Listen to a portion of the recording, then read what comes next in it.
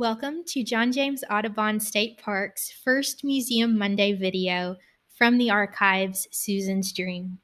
My name is Heidi Taylor Caudle, and I am the museum curator here at the park. Today for Museum Monday, we are sharing one of our favorite items from the museum archives. This notebook looks like nothing special. It's full of scribbles, numbers, and loose papers. But to understand why we treasure it, you need to hear the story of the visionary small town librarian who owned it. In 1908, Susan Starling Towles, the town librarian of Henderson, Kentucky, and our museum's founder, acquired her first John James Audubon artifact. It was the spark that ignited her dream of someday having a place in Henderson to exhibit historical artifacts relating to John James Audubon, the Transylvania Society, and the history of Henderson County. In her thoughts, Susan called this place the Hall of History. Over time, Susan collected many Audubon artifacts and original works of art, including an oil painting by Audubon and over 100 original prints from the Birds of America folios. Susan dreamed of building a museum within Audubon's Infernal Mill, as he had called it, which was located along the Ohio River in downtown Henderson.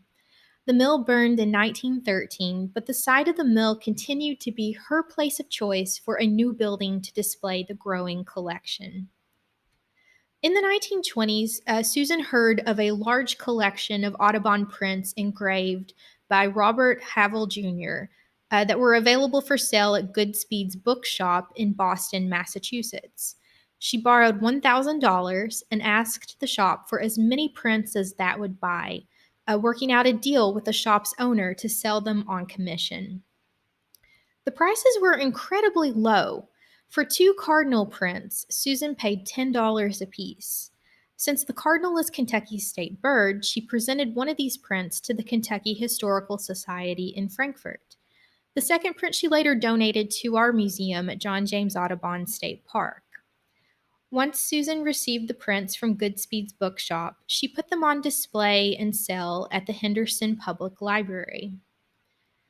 With the profits, she bought many of the original Audubon prints that are now in our museum collection. This notebook contains an account of Susan's sales of the prints, starting on November 1st, 1926, and ending on April 13th, 1937. In this notebook, we can see evidence of her passion for collecting and fundraising in the hopes of someday realizing her dream of establishing an Audubon museum in Henderson. On April 21st, 1930, Susan spoke at a joint hearing before the United States Senate and the House of Representatives of the 71st Congress. There, she asked for funds to build a museum dedicated as a memorial to John James Audubon in Henderson. She spoke of Audubon's life in Henderson, his contributions to the nation, and his international fame. That day, she won the hearts and votes of senators and congressmen for the project. Susan's dream of a museum finally became reality in 1938. For 82 years, generations of people have worked to carry on her ambition to preserve and share John James Audubon's story and art with the world. We continue to do so today, even with the current closure of our museum to visitors. Thanks for listening. Check back next Monday on our Facebook page for another Museum Monday video. In the meantime, please let us know what you think.